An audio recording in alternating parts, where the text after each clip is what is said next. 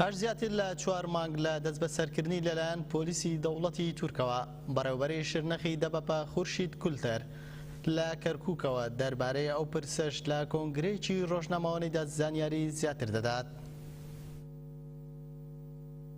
بەڕێوەبەری ڕێخستنی دەبەپەی شرنەخ خورشید کولتەر کە لە 27 ئایاری ئەمساڵەوە هیچ زانیارێک لەبارەیەوە نەبوو ئێستا لە کەرکووکە. ئاژانسی دەنگ و باسی فرات بڵاویان کردەوە کە خورشید کولتەر لە شاری کەرکووکی باشووری کوردستانە. هەرەمڕۆ کولتەر کۆنگرەیەکی ڕۆژنامەوانی سازدا و تێیدا ڕوونی کردەوە لە 27 مانگ ویستویەتی لە شرنەخ دەربچێ، بەڵام لەلایەن دەوڵەتی داگیرکەری تورکەوە دەستگیر کراوە بۆ ماوەی 3 ڕۆژ لەناو بینایەکدا هێشتویانەتەوە و ئەشکەنجەی دەرونی و جەستەییان کردووە. خورشید زیاتر ڕوونی کردەوە و ڕایگەیان دایانویستی خوڕیان بۆ بکاو بەوە شکۆی خۆبەڕێوەبەری دیموکراتی بشکێنن. ئەو هێزانەی کە ئەویان دەستگیر کردووە هێزی تایبەت بوون، هەندێک جار هەڕەشەی کوشتنیشان لێ کردووە، ویستویانە زانیاری لێوەربگرن و دواتر بیکوژن. ئەگەر بەرخۆدانی گەل و دەستگاکانی نەدەوڵەتیش نەبوایە تیرۆریان دەکرد.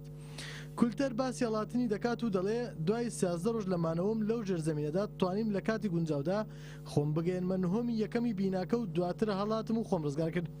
بۆ ماوەیەک لەناو گەڕەکانی دەوروبەردا مامەوە، بەڵام ئابلۆقە و گەمارۆ لەسەر شرنەخ هەر بەردەوام بوو. دەرفەت دروست نەبوو کە لەوێ دەربچم و خۆم بگەێنمە ڕایگشتی و دەستگاکانی ڕاگەیاندن.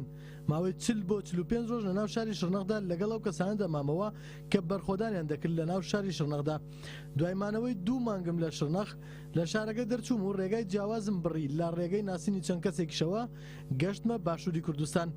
لە کۆتاییدا خورشید کولتەر جەختی لەوە کردەوە کە لەبەر پاراستنی سەلامەتی گیانی و کەسانەی کە هاوکاریان کردووە ناتوانێت ناویان بێنێ، بەڵام سوپاسی تەواوی هەموو ئەو کەس و لایەنانەی کرد کە بۆ پاراستنی گیانی ئەو چالاکیان ئەنجامداوە و ئەوانشی کە یارمەتیانداوە بۆ دەربازبوون و گەشتنی بە باشوور. وتیشی لەناو بەرخۆداندا بووە و ئێستاش هەر لەناو بەرخۆدانەکانی گەلدا درێژە بە خەبات دەدا.